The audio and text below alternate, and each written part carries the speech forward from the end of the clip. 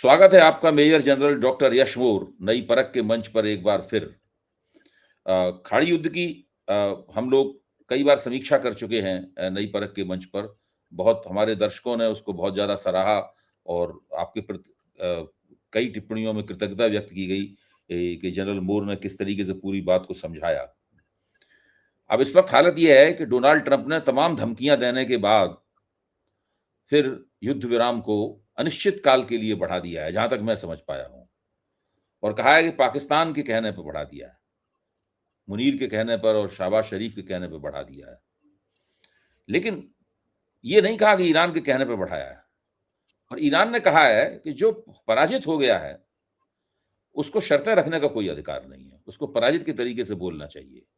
और साथ में ये भी कहा है कि ये एक चाल है और एक ऐसी चाल है जिसके कारण डोनाल्ड ट्रंप एक समय प्राप्त करना चाहते हैं, एक अवधि हासिल करना चाहते हैं, ताकि उनके पास जो मिसाइलें कम हो गई हैं, इंटरसेप्टर्स कम हो गए हैं, उनको फिर से कुछ और कर सकें और ताकि फिर से ईरान के ऊपर हमला किया जा सके। तो ऐसा लग रहा है कि अभी तो ईरान का हाथ बहुत भारी है।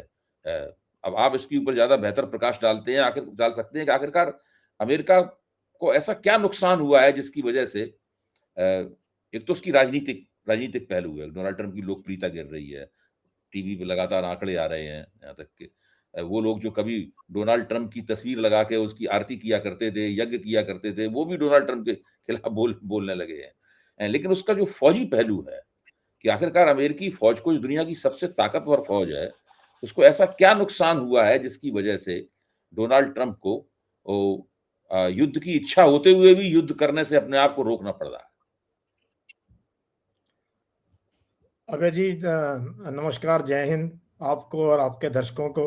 मुझे याद है पिछला प्रोग्राम हमारा बहुत लोगों ने सराहा, बहुत स्नेह के साथ कमेंट्स दिए और मुझे ये अच्छा लग रहा है कि चलो देश में चुनिंदा लोगों में से हम लोग हैं जिन्होंने ईरान की एक सही तस्वीर अपने मुल्क के सामने रखी है। और जो इतने सालों का हमने वेस्टर्न नैरेटिव और एक जो ईरान और बाकी देशों के बारे में है उसको समझा, उसको लोगों ने थोड़ा सा भी वो धुंधली तस्वीर अब साफ होनी शुरू हुई है। तो हमें इस बात का गर्व है कि हम सही एक अच्छी क्वालिटी की ओपिनियन दे पा रहे हैं अपने दर्शकों को, जो हमें देखते हैं, जो हमारा फर्ज भी है और हमेशा राष्ट्र हित में है। तो पहली बात तो ये है। तो इसलिए मैं दोबारा आपके कहने पे मैंने कहा बातचीत करेंगे। अभी आते हैं इसके पहलू पे। आपने बहुत अच्छी बात उठाई कि क्या कारण है। इनडेफिनेटली उन्होंने सीज फायर को बढ़ा दिया है और कहा जरूर है, लेकिन ये भी कहा है we are giving time to Iran to come out with a concrete proposal, कि कोई ठोस आप लेके आए हमारे पास उसके लिए। और यूएस डेलीगेशन पूरा तैयार था। उनके उनके कुछ हवाई जहाज लैंड भी कर गए थे, जो सीआईए वगैरह के और गाड़ियां लेके आते हैं वहां से। एंड जेडी वांस की पूरी टीम जो है सिर्फ जहाज में बैठने वाले थे जब उन्होंने अपना कॉल ऑफ किया। तो ईरान ने एक चीज तो दिखा दी है, क्षेत्र में तो उन्होंने बहुत कमाल दिखाया है। उन्होंने जो है नेगोशिएबल पर भी कमाल दिखा रहे हैं। ईरान की हमें मानना पड़ेगा, कमाल है ये उसको सैल्यूट बनता है जिस प्रकार से वो कोशिश क्या हो रही है। मेरे को दो तीन चीजें नजर आ रही हैं इसमें। एक तो देखो, हाँ, डिप्लोमेसी में, नैरेटिव में, परसेप्शन वॉर में, इंफॉर्मेशन वॉरफेयर में, हर चीज में वो कई चंदे आगे है, कई स्टेप्स आगे है। अमेरिका रिएक्ट कर रहा है, उनकी एक ही नैरेटिव है, उनका जो ईरान का बना रहा है उसको बहुत स्टेडी एक तरीके से काम कर रहे हैं, in spite of top leadership having been killed. उसके बावजूद भी लोग वो कर रहे हैं। तो मुझे इसमें दो तीन चीजें नजर आ रही हैं। एक तो यूएस की मिलिट्री और यूएस की जो प्रोफेशनल लोग हैं, जो कि नेवी के हैं, आर्मी के हैं, मरीन्स हैं, वो उन्होंने भी देख लिया कि इस लड़ाई में फंसने का आई थिंक उन्होंने एडवाइस दी होगी ट्रंप को और पॉलिटिकल लीडरशिप को कि अब जो है हमारे पास कोई कॉज नहीं है। एंड अगर हम ग्राउंड, क्योंकि अब बच क्या गया, ग्राउंड ऑफेंसिव भी बच गया, और ग्राउंड ऑफेंसिव अगर करेंगे तो मारकाट होएगी, क्योंकि ईरान बहुत मजबूती से लड़ेगा और इनको कहीं पर भी फुटहोल्ड लेने के लिए बहुत मेहनत करनी पड़ेगी। दूसरा मुझे जो लगता है, जो इनका पास्ट रिकॉर्ड रहा है इजराइल और अमेरिका का, इनके लिए किसी के साथ धोखा करना ये आम बात है। ये बिल्ड कर रहे हैं अपनी कैपेबिलिटी और ये टेस्ट कर रहे हैं। एक साइकोलॉजिकल वॉरफेयर चल रहा है ईरान और अमेरिका के बीच में, साइकोलॉजिकली, कि देखते हैं पहले कौन झुकेगा। और इस टाइम पे जो ओपन सोर्स से जो इंटेलिजेंस हमारे जैसे लोग गैदर कर पा रहे हैं, बहुत मात्रा में इनके सैनिक, इनका असला, इनके रडार्स, इनके वेपन सिस्टम जो है अपने बेसेस में पहुंच रहे हैं। अच्छा। ये क्यों पहुंच रहे हैं?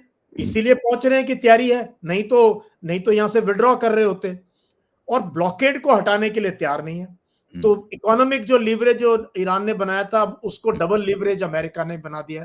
तो त्राही त्राही तो गरीब देशों में उसकी तो इनको कोई प्रॉब्लम नहीं, क्योंकि शायद इकोनॉमिक एंगल भी है अमेरिका में ट्रंप के सपोर्टर्स का कहीं ना कहीं वो है। तो एक तरफ वो साइकोलॉजिकल वॉरफेयर चला रहे हैं, दूसरी तरफ वो अपनी कैपेबिलिटी को भी बिल्ड कर रहे हैं, और तीसरा वो शायद टाइम देना चाहते हैं कि शायद ईरान जो है, अगर ईरान को सिकोड़ दिया जाए, एक आइसोलेट कर दिया जाए, इसका कैश फ्लो, क्योंकि कैश फ्लो होगा जब उसका तेल बिकेगा, और जो वो टोल लेगा वो उसने बंद कर दिया।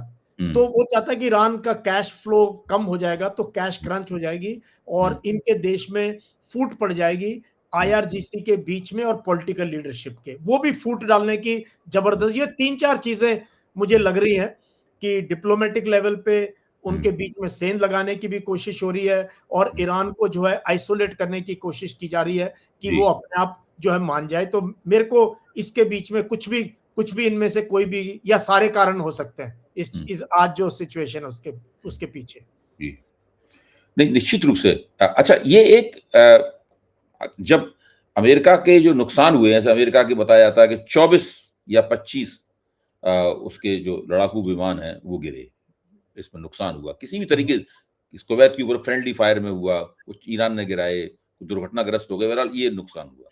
कुल 13 उनके सिपाही मारे गए हैं, 13 सैनिक मारे गए हैं, और कुछ थोड़ा बहुत नुकसान हुआ होगा, कुछ ड्रोन्स वगैरह गिरा दिए गए होंगे। तो इस तरह का नुकसान तो अमेरिका का कोई खास नहीं हुआ है, अमेरिका की ताकत का कोई फर्क नहीं पड़ा है। लेकिन सुनते हैं कि अमेरिका का जो मिसाइल रिजर्व था, जो इंटरसेप्टर था, पैट्रियट मिसाइल्स थी, थर्ड मिसाइल्स थी, मिसाइल रिजर्व थी, वो इस युद्ध में 41 दिन का युद्ध जो हुआ उसमें वो काफी घट गई हैं, और उसको शायद दोबारा पुरानी कैपेसिटी में आते आते इनको 2 साल लग जाएगा। नहीं, बात सही है आपकी।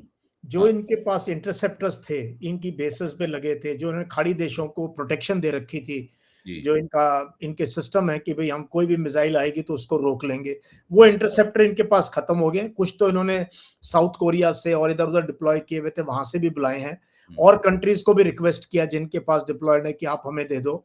और उनकी इंडस्ट्री इसको रैंप अप नहीं कर सकती, मतलब इतनी तेजी से बना नहीं सकती।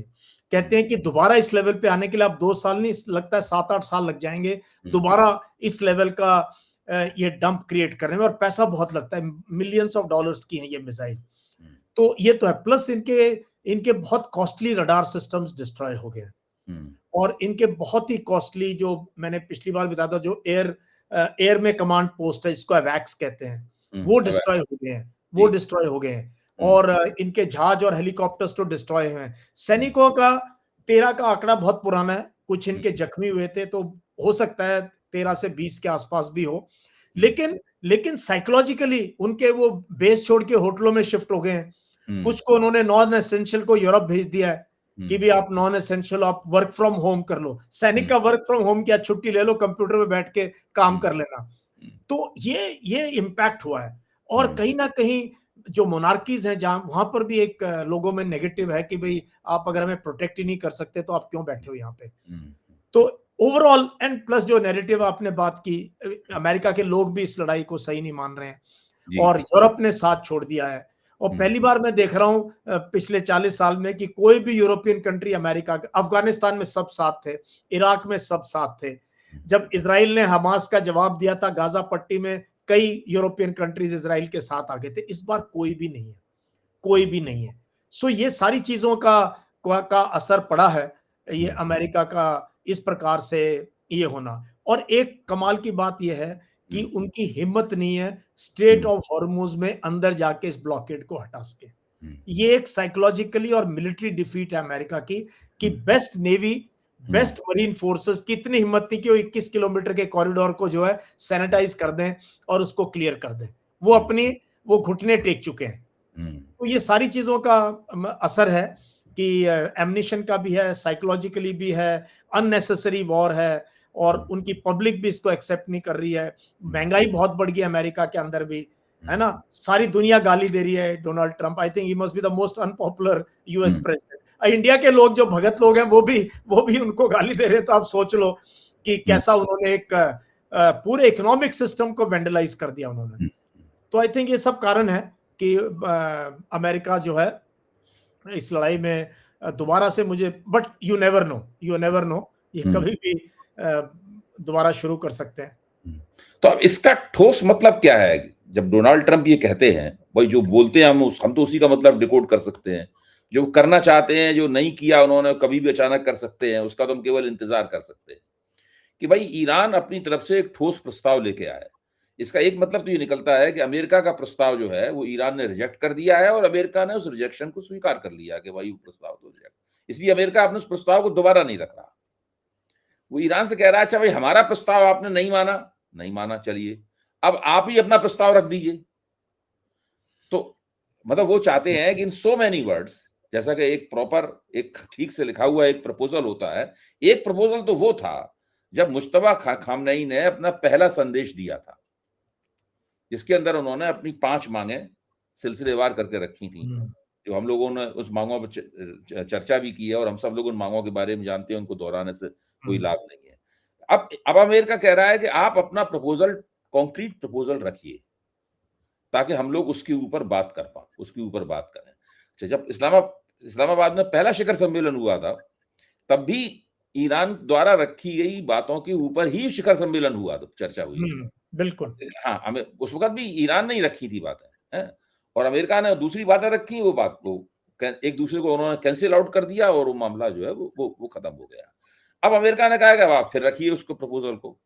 तो वो प्रपोजल आपको क्या लगता है? कुछ हम लोग कयास भी लगाए इसके अंदर कि प्रपोजल किस फॉर्म में आएगा? मतलब वो आखिरकार अगर ईरान अपनी बातों को दोहराता रहेगा, कुछ अमेरिका को कंसेशन वो नहीं देगा, तो फिर बात कैसे आगे बढ़ेगी? नहीं, देना पड़ेगा। देखो, ईरान को देखो मैक्सिमलिस्ट पोजीशन थी और पहले राउंड टॉक में एटलीस्ट आमने सामने हुए थोड़ी देर के लिए, और वो समझ गए और एक बॉडी लैंग्वेज भी समझ गए, डिटर्मिनेशन भी समझ गए, और एक जो कौम की डिग्निटी है और जिस प्रकार से ईरान एक साइकोलॉजिकली अपर हैंड है ईरान का इस पूरी लड़ाई में, ये कमाल की चीज है।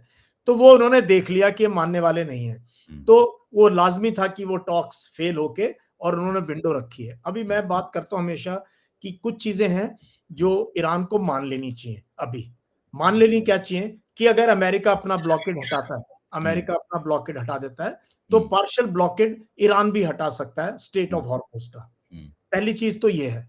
और दूसरा ये है कि अमेरिका उसको कंसेशन दे सकता है, जो उसके कई बिलियन डॉलर के इलीगली उनके पैसे फ्रीज कर रखे हैं फॉरेन के बैंक्स में, उसमें से 20-30 बिलियन डॉलर ईरान को रिलीज कर सकता है, जो एक बार खबर भी आई थी कि हाँ कर दिया, बट वो हुआ नहीं, जिसमें कि वो ह्यूमैनिटेरियन एड खरीद सके, दवाइयां खरीद सके फॉरेन से, वो कर सकता है। तो ये दो चीजें हैं जो कि डुएबल हैं। ये यूरेनियम, एनरिच यूरेनियम को ईरान मानेगा नहीं और मानना भी नहीं चाहिए। और अमेरिका की ये पोजीशन, क्योंकि वो आईएईए के अंडर है, वो एनपीटी साइन की हुई है, तो वो मुद्दा ईरान चाहेगा कि अभी आप ना लाओ टेबल में। और अगर अमेरिका ये कंसेशन दे देता है तो स्टेट ऑफ हॉर्मुज देखो ईरान था ही नहीं लड़ाई से पहले, ये तो ऑब्जेक्टिव ही नहीं था अमेरिका का। अब सारी बात इस पे हो रही है। तो अगर अमेरिका ब्लॉकेड हटा देगा, ईरान ने तो पहले ही पिछले फ्राइडे ब्लॉकेड हटा दिया था, तो ईरान ने अपनी सिंसेरिटी दिखाई, धोखा अमेरिका ने दिया। तो अब मेरे को लगता है यहां पर आकर कहीं ना कहीं बातचीत हो सकती है, कुछ सैंक्शन हटाए जाएं, कुछ फंड्स अनफ्रीज करे जाएं, और ईरान जो है स्ट्रेट को लिमिटेड तौर पे खोल दे, और आंख नीच ले अमेरिका, कुछ तो पैसे लेने पड़े। ईरान अब देखो दोबारा से वापस 28 फरवरी की स्ट्रेट ऑफ हॉर्मुज तो कभी भी दुनिया में दोबारा नहीं आएगी, फ्री फ्लो तो होगा नहीं, Iran will control this. But क्या हो सकता है, ईरान कैन से भी मुझे गल्फ कंट्रीज से बात करने दो, वी विल टुगेदर, और होना भी ये चाहिए भाई। अगर बंगाल की खाड़ी में कोई इशू है तो भारत और बांग्लादेश करेगा, अगर अरेबियन सी में कोई इशू है भारत पाकिस्तान और हम लोग मिलकर करेंगे, तुम क्यों चौधरी बन रहे हो यहाँ पे। तो ये अगर अरब कंट्री समझ जाए, उनका भी फायदा है कि अलाइन करो ईरान के साथ, बातचीत कर लो और देखो कि कैसे इसको जो है ज्वाइंट, उसके लिए ईरान ने पहले भी कहा ओमान के साथ शेयर करने के लिए तैयार है रेवेन्यू। तो कहीं ना कहीं वो चाहता है अमेरिका इस थिएटर से बाहर जाए और ईरान को एक्सेप्ट करें ये neighbouring country Saudi Arabia UAE वगैरह कि रिलक्टेंटली सही भाई ये अभी ये एक मिलिट्री पावर है, एक मिलिट्री पावर ईरान है, अब इसको एक्सेप्ट करेगी दुनिया। तो वहां पर आके बातचीत शुरू हो सकती है और अमेरिका अगर अपना ब्लॉकेड हटा दे तो नेक्स्ट राउंड में लो हैंगिंग फ्रूट है, इससे जो है कम से कम ये अंदेशा होगा कि दोबारा लड़ाई नहीं शुरू होगी। तो इस लेवल पे मुझे लगता है ईरान को भी अपनी मैक्सिमलिस्ट पोजीशन जो है थोड़ी सी छोड़ देनी चाहिए, और जो ये है कि अमेरिका अपनी बेसेस खाली कर दे वो कभी अभी करेगा नहीं, है ना। तो ईरान भी 2 कदम पीछे हट ले और अमेरिका को बड़ा कंसेशन देना पड़ेगा, ब्लॉकेड हटाओ, सैंक्शंस हटाओ, इनके अकाउंट अनफ्रीज करो और गारंटी दो, एमओयू साइन करो कि आप अटैक नहीं करोगे। ये बहुत बड़ी बात है। ये ईरान अभी कमिटमेंट लेगा इनसे लिखित में साइन अब करके। एक बहस का मुद्दा रह जाता है इसके अंदर, वो उसके ऊपर चर्चा आपसे करना बहुत जरूरी है। वो ये है कि अगर ईरान को नागरिक मकसद से ही यूरेनियम एनरिच करना था तो वो तो 3.8% करना ही काफी होता है, बिजली बनानी है वगैरह वगैरह। लेकिन ईरान ने उसको यूरेनियम का संवर्धन करते करते वो उसको 60% और उससे थोड़ा ऊपर ले गया। अच्छा, और अब वो कह रहा है कि हम आपको ये 60% जो एनरिच हुआ है वो हम आपको देंगे नहीं। तो 60%, और साथ में जो मुश्तबा खुमैनी के पिताजी थे अली खamenei, उन्होंने तो ये भी कहा था अमेरिका से कि ये हमारा जो धार्मिक प्रोटोकॉल है, हमारा मजहबी प्रोटोकॉल जो है, वो हमें इजाजत नहीं देता एटम बम बनाने की, तो हम एटम बम नहीं बनाएंगे। उन्होंने फतवा दिया था। हाँ, फतवा दिया था। हाँ, हम एटम बम नहीं बनाएंगे और मिसाइल 2500 किलोमीटर से लंबी रेंज की मिसाइल भी नहीं बनाएंगे, नहीं तो आज अमेरिका को हिट कर रहे होते। हाँ, और 2500 इसलिए क्योंकि इजराइल की रेंज तक बनानी थी इन्होंने, बस। तो क्या इतनी मिसाइल बन सकती है जो व्हाइट हाउस पे जाके गिरे? क्यों नहीं हो सकती? इंटरकॉन्टिनेंटल बैलिस्टिक में 8-9 हजार किलोमीटर 10,000 किलोमीटर की मिसाइलें बना ली हैं लोगों ने। अच्छा, तो क्यों नहीं बन सकती? बट वो फार फेच्ड है, एंड व्हाई वुड ईरान का कोई मुद्दा भी नहीं है। और यूएस की एडमिनिस्ट्रेशन ने, सीआईए ने, सब ने माना कि ईरान का कोई दुश्मनी नहीं है, अमेरिका को डायरेक्टली अटैक करने का कोई इरादा भी नहीं है। तो ये तो क्लियर है इसमें। तो 60% एनरिच्ड जो यूरेनियम है, तो ईरान उसको क्यों अपने पास रखना चाहता है? वो 60% एनरिच्ड यूरेनियम को अगर अमेरिका को नहीं देना चाहता तो किसी और को दे दे। मैं तो ये समझता हूं, कई बार मैं कह भी चुका हूं कि अगर भारत ने अपने पत्ते ठीक से खेले होते और मोदी जी युद्ध से पहले इजराइल नहीं गए होते और वो एकदम अमेरिका के दुम छल्ले के तौर पे उन्होंने ये अपनी पूरी विदेश नीति न चलाई होती, तो आज जो पाकिस्तान में, जो इस्लामाबाद में वार्ता हो रही है, वो दिल्ली में शिखर वार्ता हो रही होती। और भारत ज्यादा माकूल जगह है, क्योंकि भारत के ईरान से भी रिश्ते अच्छे हैं, अमेरिका से भी रिश्ते अच्छे हैं और इजराइल से भी रिश्ते अच्छे हैं। पाकिस्तान ने तो इजराइल को मान्यता तक नहीं दे रखी, इजराइल तो कुछ वार्ता में कभी भाग लेने वहां पे आएगा नहीं। और भारत बड़े आराम से, ईरान भारत को दे सकता था कि हमारा यूरेनियम रख लीजिए आप, ताकि झंझट खत्म हो। नहीं, देखो, अमेरिका को तो देगा नहीं और देना भी नहीं चाहिए। क्यों दे? जिस देश ने इनके ऊपर 4 दशकों से सैंक्शन लगाए हुए हैं, इसकी जिंदगी दूभर कर दी इनके लोगों की, तो अमेरिका को तो मतलब ही नहीं देने का। अच्छा, अमेरिका की देख रेख में पाकिस्तान ने न्यूक्लियर बॉम्ब बना लिया, नॉर्थ कोरिया ने बना लिया, इजराइल ने बना लिया। तो अब ये मुझे इसमें कोई लॉजिक नजर नहीं आती कि ईरान क्यों ना बना ले।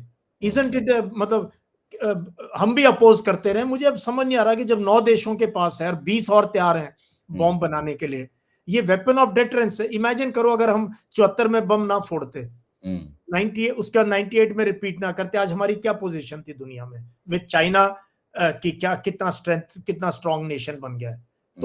तो ईरान का भी ये हक है, तो वो ईरान कभी ना देगा। बट हाँ, इसमें चाइना एंटर कर सकता था, रशिया एंटर कर सकता था, वो गारंटी दे सकते थे, क्योंकि वो चाइना के सपोर्ट में, वो अमेरिका को कह सकते थे कि हम गारंटी ले रहे हैं। तो अमेरिका को डिमांड छोड़नी पड़ेगी यूरेनियम की।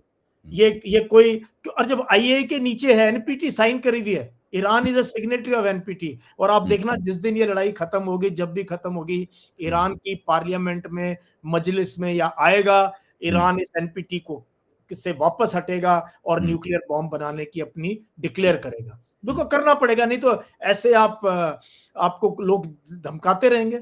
कि एक सिविलाइजेशन जब पाकिस्तान बना सकता है, नॉर्थ कोरिया बना सकता है, इजराइल बना सकता है, और इजराइल से इररिस्पॉन्सिबल कौन सी पावर है आज? सही आप, बात, तो बिल्कुल। मैं ये समझता हूं कि इसमें इसमें कभी भी नहीं देना चाहिए 400 किलो के आसपास जो है।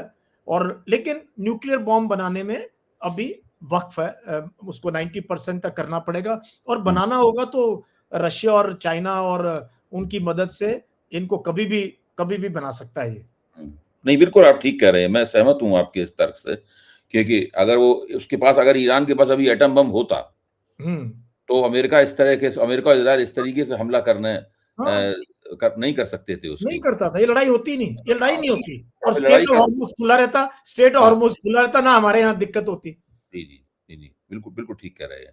तो अब आज चर्चा का आखिरी सवाल वो ये है, हाँ जी। तो क्या अब हम ये कल्पना कर सकते हैं कि ईरान के जो विदेश नीति के विशेषज्ञ हैं और वहाँ के जो एक्सपर्ट्स हैं, वो सब इस वक़्त एक शांति प्रस्ताव ड्राफ्ट कर रहे होंगे।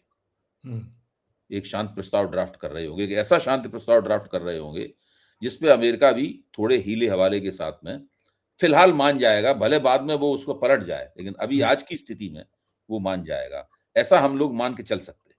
क्या ख्याल है आपका? हाँ, मुझे मुझे क्या लग रहा है ना कि देखो, ईरान में भी टॉप लीडरशिप चली गई, हुँ, है ना? 250 करीब टॉप आईआरजीसी के भी चले गए, इंट वाले भी चले गए, और आयतुल्ला, तमाम लोग मारे गए। ये यंग लीडरशिप आई इनकी, इनमें 2 ही सीज़न्ड हैं, नेशनल असेंबली के स्पीकर और फॉरेन मिनिस्टर। प्रेसिडेंट उनके ठीक है, बट आई डोंट थिंक उनका डे टू डे अफेयर में इतना कोई इन्वॉल्वमेंट रहा है। तो उनको भी एक टाइम चाहिए अपनी मिलिट्री लीडरशिप को कंसल्ट करने की। और लोग कह रहे हैं कि इनमें लड़ाई हो जाएगी या आपस में, वो नहीं, जो कि एक मिस इन्फॉर्मेशन कैंपेन ईरान के बाद चल रहा है। हाँ, तो आई थिंक मिसइन्फॉर्मेशन का जो यंग हैं और हार्ड लाइनर हैं, जो सूट पहन के गए हैं वो सोच रहे हैं ये माइल्ड है, और फौजी इनके पीछे कि अब हाँ मत भरना। बट मुझे लगता है उनको भी टाइम चाहिए आपस में कंसल्ट करने का, बातचीत करने का। जी। और बेवकूफ नहीं है ईरान के लोग, वी मस्ट रिस्पेक्ट दैट, है ना? जब बेवकूफ जिस नहीं है, वो बहुत बुद्धिमान है। वो अभी बहुत उन्होंने जो बुद्धिमान दिखाया है। है, and they are very sophisticated. मैं कह रहा हूँ दुबे जी, जो हमने लोगों के दिमाग ठीक किया है ईरान को लेके, उनकी जी, औरतों के एजुकेशन को लेके, पढ़ाई लिखा, उनका एमबीबीएस कोर्स मुझे कोई बता रहा था, एक हमारे डॉक्टर साहब हैं यहाँ पड़ोस में, एक दिन आपको नंबर दूंगा, आप उनसे बात करना। वो जी, कहते हैं वहां जैसी एमबीबीएस, पीजी और सोफिस्टिकेशन और कल्चर और तहजीब जिसे हम कहते हैं, जो हम लोग भूलते जा रहे हैं, वो वहां पर पर्याप्त मात्रा में आज भी अवेलेबल है। इतना रेस्पेक्ट, हमें हिंद कहते हैं, वो बहुत रिस्पेक्ट करते हैं। तो ये हमें एक्सेप्ट करना चाहिए, कोई ऐसा कंट्री नहीं है, ये एक सिविलाइजेशनल नेशन है, इसकी ज्योग्राफी है, नेशन स्टेट है, और इसको भी इसका हक बनता है कि ये एक पावर के तौर पे, एक समृद्ध राष्ट्र के तौर पे उभर के आए। ये बैलेंस ही करेगा, ये जो है डिसमेंटल नहीं करेगा सिस्टम को, बैलेंस करेगा इस सिस्टम को। बिल्कुल, मुझे लगता है। बिल्कुल, मैं आपसे सहमत हूँ। तो इस नोट के ऊपर हम लोग इस चर्चा को समाप्त करते हैं और घटनाक्रम पे हम लोग निगाह रखेंगे, क्योंकि डोनाल्ड ट्रंप जिस तरह के नेता हैं और नेतन्याहू जिस तरह के नेता हैं, और उन दोनों की जोड़ी, ए, वो क्या, उसके लिए एक कहावत भी है, मतलब क्या, किसने बनाई जोड़ी, तू अंधा मैं कोढ़ी, इस टाइप की एक कहावत है। तो इस टाइप की जोड़ी है, ये कुछ भी प्रलय, कुछ भी गड़बड़ कर सकते हैं। उस पे निगाह रखेंगे और मौका मिलने पे फिर एक साथ बातचीत करेंगे। बहुत-बहुत ठीक है, शुक्रिया। थैंक यू, जय हिंद।